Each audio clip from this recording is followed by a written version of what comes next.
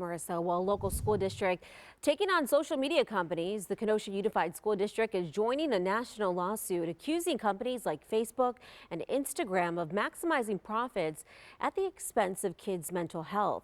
Districts from Washington, Florida, and New Jersey have also joined in on the lawsuit. Documents were filed by the France Law Group against TikTok, Facebook, Snapchat, YouTube, and other companies. We have a lot more fights. We have a lot more calls for our police officers. We have kids using cameras inappropriate in schools. Now, UWM professor of educational psychology Chris Lawson agrees that social media has had an impact on kids' mental health, but he also says he's not sure if companies are to blame.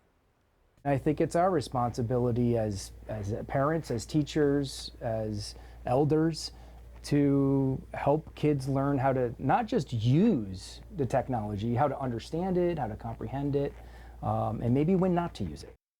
Now, Meta, which owns Facebook and Instagram, says it takes the safety of users seriously and doesn't allow posts that promote potentially harmful content. An update now on a deadly industrial accident at a Cudahy car dealership. Police say a 42-year-old man from Johnson Creek was doing electrical work at Ewald's Venus Ford before he was found unresponsive. Emergency crews were called out just before 3:30 Wednesday afternoon. The man died at the scene. The Occupational Safety and Health Administration is now involved in this investigation. Well, Milwaukee Fire Chief is urging people to check their smoke alarms after 3 men died in an early morning fire near 33rd and Fairmont. When fire crews arrived at around 4:30 in the morning, the home was engulfed in flames. An 83-year-old man and his 2 adult sons did not make it out. The very best rescue that we can have is the one that doesn't need to occur. Now, a woman named Pepper Ray told TMJ4 News the victims were her brother and her father. My sister called me 7 o'clock this morning because she saw it on the news that there was a house on 32nd Street that was a total loss. And she rushed over here, I rushed over here. I'm very emotional. I'm just holding it together right now. Yeah, just a tragic update there. And the home did not have working smoke alarms. If you need one, you can get one installed for free by calling the fire department. And after yesterday's press conference, firefighters checked on neighboring homes and handed out free working smoke detectors. Crews say they gave away 20 alarms in total. And a couple in a separate fire was saved not by fire alarms, but instead by their dogs. Take a look at this. The couple lives in an upstairs apartment near 48th and Locust. And at around 6 o'clock last night, they noticed their pets were acting weird. That's when they realized something was wrong. The home was on fire and flames spread to 2 other houses. Everyone made it out safely. The Red Cross is helping 4 people find another place to stay. Well, Microsoft could soon be coming to Mount Pleasant, and the village board will meet with local government officials to discuss the pending agreement. The proposal says that Microsoft would buy more than 300 acres of the land that was originally intended for use by Foxconn. That'll cost about $50.1 million expected by July. The village could also give the tech giant a $5 million per year incentive. The potential data campus would be about a $1 billion investment, but the total number of jobs it will create is unclear. Construction could start later this year. All right, Major League Baseball is back, and today is opening day. On the right, we're taking a live look at Wrigley Field this morning. The Milwaukee Brewers start their season on the road in Chicago, taking on the Cubs at Wrigley Field. It's quiet there, but this afternoon it is going to be packed there in Wrigleyville.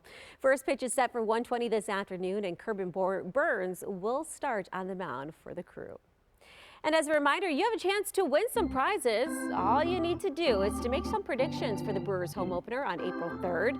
Just fill out an entry form at tmj4.com/baseball and you can win a $500 gift card to Buy the Yard or a 4-pack of tickets to the Brewers-Dodger game that is set for May 9th. And be sure to join us on Monday morning as we get you ready for the Brewers home opener. The whole crew will be out there, including Delaney Bry, live from AmFam Field, and our coverage starts at 5 a.m. Surveying his options, Grayson takes it all the way, my goodness! Grayson Allen! Well, in other sports news, he's not known for his dunks, but Grayson Allen got up for that one. The Bucks toppled the Pacers last night. Drew Holiday put up a career high of 51 points, and Giannis had a triple-double through 3 quarters. The Bucks won this one, 149-136. And on to Positively Milwaukee. The Milwaukee Admirals team introduced inner-city kids to the game of hockey on Wednesday. From trading in their shoes for skates to gearing up head to toe, kids with the Milwaukee Boys and Girls Club got a chance of a lifetime, becoming an Admirals hockey player for the day. The team had each of the child's names written inside the locker room, along with all the gear that they needed to learn how to play. From there, they were ready to hit the ice, learning the art of the sport from some of the best. They had a ton of questions, and watching them out here and playing around with them was a blast. I learned I gotta put my legs together so I won't fall and keep my heels up.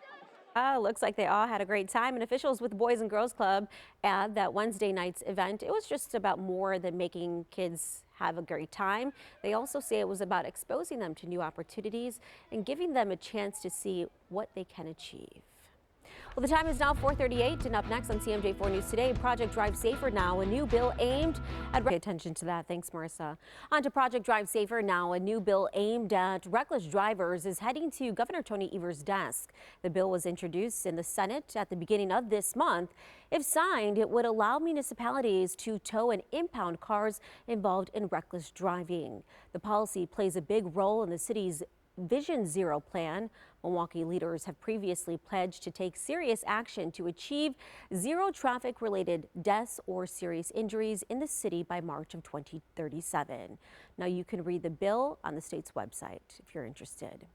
And should low-income high school students receive free driver's ed classes?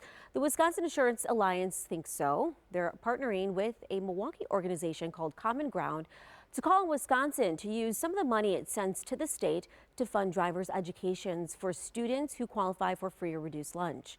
High school senior Jamaris Torres-Curran is months away from getting his diploma, but another achievement he wants to accomplish hasn't become a reality yet. I really want to do driver's ed. I could be able, to provide transportation to school.